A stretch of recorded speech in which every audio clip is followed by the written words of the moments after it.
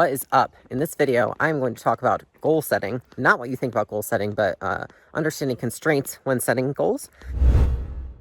I am, frankly, walking in the middle of beautiful Vale right now, and it came to me, and I just felt like taking a video. So, sorry if it's clunky or the sound sucks, but I feel like it's important enough to talk about. So, something that I feel like I have learned in the last, I want to say 2 years, is the idea of putting constraints around goals. And what I think is really easy is putting like normal constraints around goals. And when I'm talking about like normal constraints, think about this, right? How hard is it to grow a large, or just say a multi-million-dollar business if you literally work yourself to death, work all the time, and hate your life? Like, you sacrifice fun, you sacrifice relationship with friends, you have unlimited hours in your day to work.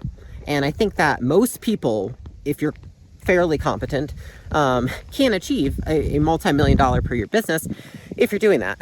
Now, what I don't think is easy to achieve, what I think most people actually want, is to be able to have a business that does multi-millions of dollars a year and not hate their lives, right? And so they want to be able to have friends, have a relationship, have the body they want, everything, while running the business. And so frankly, when we first started Gym Launch, Alex and I, we actually made a pact with each other.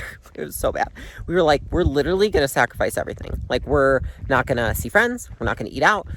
We're not going to go on date nights. We're not going to spend any money. We're literally just going to hunker down and build this freaking business and make an empire. It served us for the first 2 years.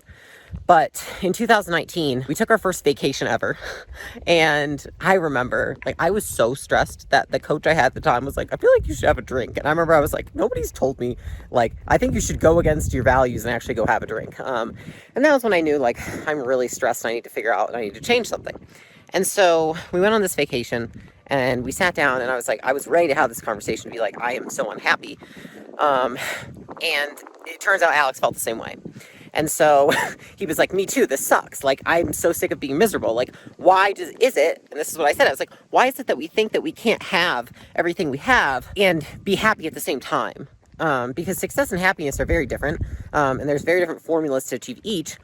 I think Tony Robbins talks about, fulfillment versus, I don't know, success or something to that extent. It's the same thing, right? Since that day in 2019, I've challenged myself to say, how can I have the success I want while also being happy, while also having a phenomenal marriage, while also being in shape, while also traveling and seeing my friends? Like, how do I do all of that at once? And so that is what I wanted to explain. It's just this mindset shift, which is just thinking in terms of setting constraints so that you actually have less resources to get the job done. And I think this is something that most people are not great at doing, which is, okay, I'm going to set the constraint that I actually have to have less time to achieve things. I have less hours in the day. I have to have more social things on my calendar. I have to commit to doing more in my marriage, more date nights, more traveling, right?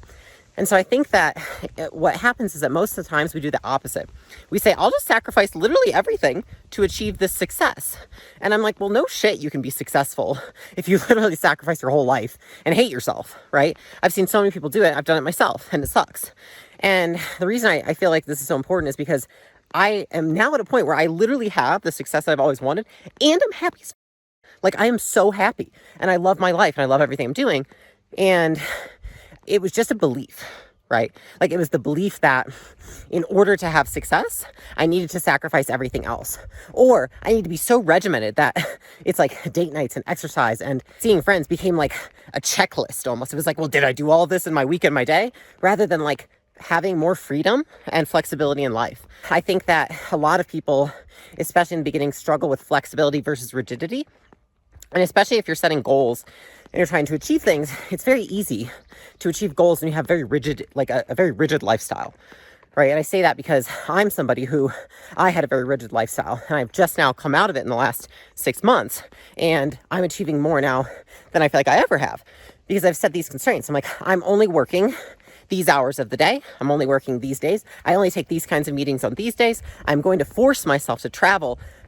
So this is something really interesting, is that for the last 2 months we've been traveling, and I'm like, how can I do all of this while also traveling and having fun and seeing my friends every night, right? And the funny thing is, it all happens. It all gets done. And so I'm really challenging you to think, just challenging your beliefs. How do you achieve your goals while setting constraints? You know what I mean? Like, how can you achieve and have a 5 or 10 or 15 or 30 or $40 million business while working, say, 5 hours a day. Say you take meetings 3 days a week. Say you only work 35 hours a week. You know, like putting constraints around it and then also filling in what you're going to do with the rest of your time so that you have a fulfilled life and that you're happy. Because I just don't believe that anyone can sustain success while sacrificing happiness. And this is something I've working on with my team lately too. I'm like, you need buffer time. You need time to think. You need time to go do stuff with your family and your friends. Like, you can't just hunker down and work all the hours of all the days. And the funny thing is, everyone thinks they're the exception. I thought I was the exception, right? And then 2 years ago, I just cracked. I was like, what the hell? Like, it's been 15 years I've run my life like this, and all of a sudden you just kind of crack. And that's when you realize all of us are made up of the same stuff. And I think we always think we're more different from others than we really are, but we're not. We're all very similar. And that's when I realized it's just how humans work. It's just how our brains work. There just comes a point where it's almost like if you feel like right now you've accumulated like life or fun debt, then you really need to take a look at it and say, like, how can I integrate this back into my life and actually can create more constraints around my goals? And trust me, it is much harder to achieve your goals in business with limited time and resources. And so you actually become a better entrepreneur and a better CEO if you limit those. So I hope that's useful for you. Just thinking, how can I achieve the goal while setting these constraints around it so that I actually can achieve all of these other things at the same time and not hate my life? Works way better. So hope that's valuable. If so, go ahead, hit subscribe. I will see you on the next one.